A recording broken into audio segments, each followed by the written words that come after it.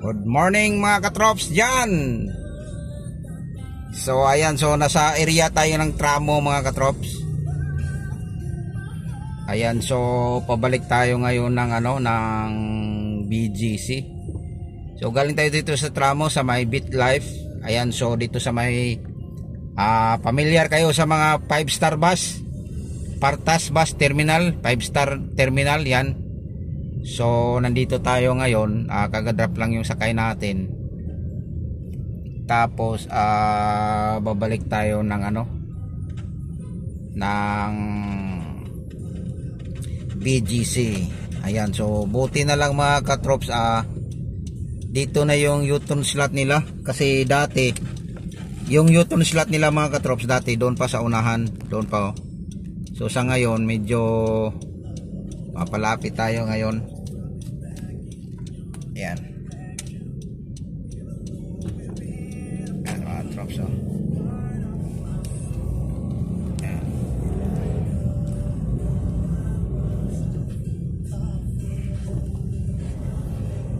Ayan. So abang-abangan nyo mga katrops, mayroon tayong family banding kahapon. Yan yung pang Valentine's din natin, kaya lang hindi tayo ko nakakain doon sa may Cloud9 dahil grabe ang haba ng pila. Tapos na rin, so umuwi na lang kami. So sa bahay na lang kami kumain. Budget na sana to yun mga katrops. Ay budget na sana yun, kaya lang sa bahay na lang kasi wala. Ayan ang natin. Ayan yung katrops, yung 5-star hotel. 5-star hotel, 5-star na bus na terminal yan. Tapos doon Partas kanina, nadaanan na natin. Ayan katrops, 5-star bus terminal. So ito din yung isa mga katrops. Ito yan. Ano katrops, ayan, 5-star. Ayan, bibiyahe na yung mga trops. Ayan.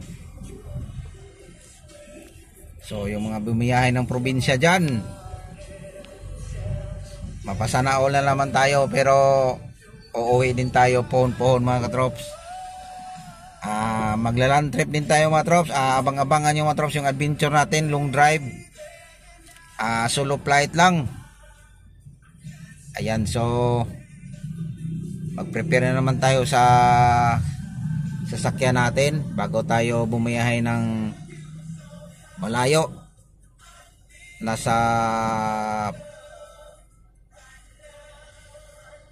24 hours yung biyahe natin, dahil hindi naman tayo biyahe ng lang, yung biyahe natin pang sakto lang na tsaka hindi naman malaki yung sasakyan natin, kaya umabot tayo ng ganun na oras, at saka solo flight lang din. So tayo lang ang magbiyahe mga trops. Adventure na naman natin to, this coming last week siguro ng April. Yan, kung mayroon tayong biyaya na darating, may blessing tayo na darating, abang-abangan yung mga trops, dahil isi-share natin yun sa mga kababayan natin doon na nangailangan din ng pang-araw-araw nila. Bin traffic dito sa may corner ng tramo, pabalik tayo ng BGC. Drops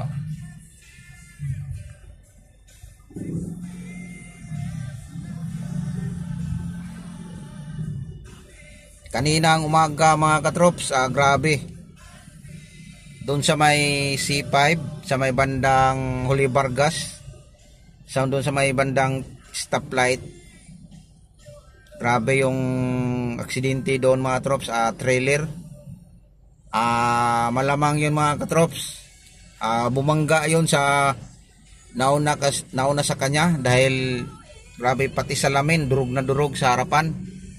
Siguro mga trops, may nagsabi din sa akin kanina mga trops na wala pa daw yung katugpa mga katrops, kaya ayun.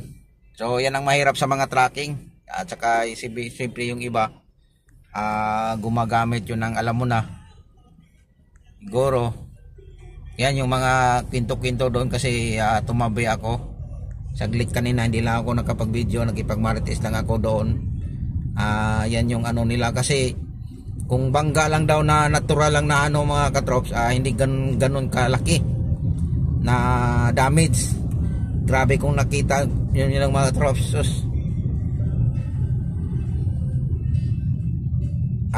Ano talaga yung pagkabangga, hindi lang yun mabagal yung takbo niya, matulin talaga yun.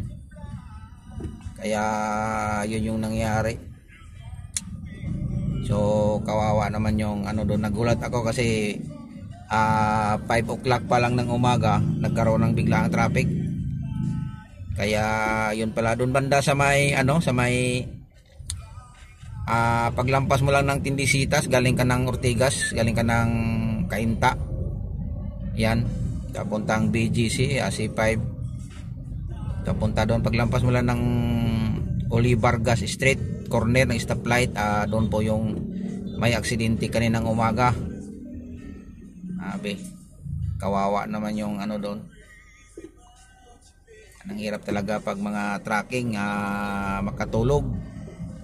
Yan na yung bus ng terminal mga trops, mega bus dyan mga trops, yan, biyahe ng mga Liti yan. Kaya medyo bumagal tayo ngayon dito. Alas 11:40 na pala. So medyo mabagal, parang traffic mga katrops.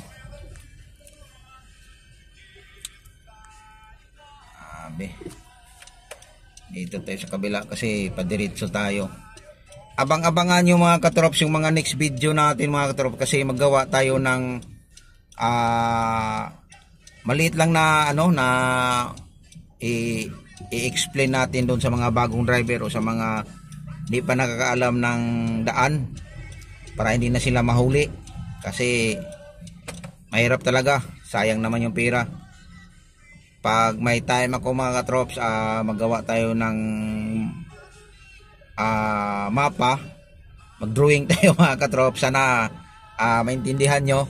Tapos i-video natin kung saan yung kalsada na sinasabi ko sa inyo, na may may manghuli na bawal lumiko, bawat ano yun. Basta abang-abangan mga katrops, gagawa tayo ng paraan para sa mga makatulong tayo sa kapwa nating driver.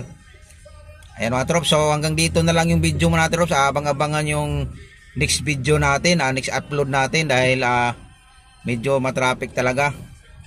So thank you for watching na lang, and God bless ating lahat. Bye bye.